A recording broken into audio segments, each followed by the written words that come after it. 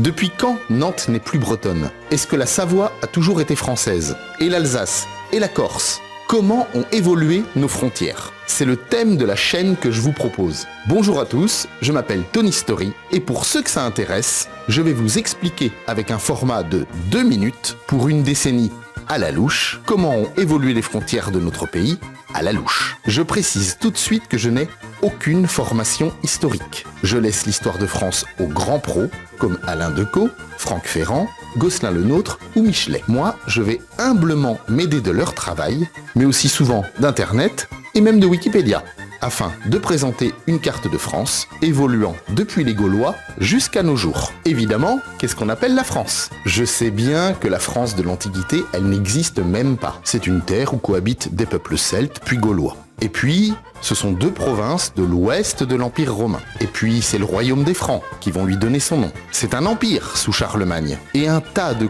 comtés et duchés vers l'an 1000 que les rois de France vont acquérir patiemment. Et en 1700, la France, c'est le précaré de Louis XIV, auquel il faut ajouter la Nouvelle-France. Et en 1800, avec Napoléon, c'est 130 départements, plus les territoires sous influence. Et en 1900, sous la Troisième République, les colonies d'Afrique et d'Indochine. Si c'est celle de 2000, il ne faut pas oublier les départements d'outre-mer. J'ai donc décidé arbitrairement que la France dont je voulais parler, c'était la France métropolitaine d'aujourd'hui. Au cours des siècles que nous allons parcourir, elle sera souvent partagée entre plusieurs royaumes. Quelquefois, elle sera morcelée entre des provinces autonomes, des États-Unis de France si vous voulez. Parfois, elle s'étendra, débordant sur ses voisins. Les faits politiques, anecdotiques, humoristiques ne sont en réalité là que pour illustrer ma vidéo. Quant aux musiques, elles seront souvent anachroniques, souvent pas libres de droit. Tant pis pour les miens, car leur choix sera souvent très personnel. Voici donc comment se présente ma chaîne,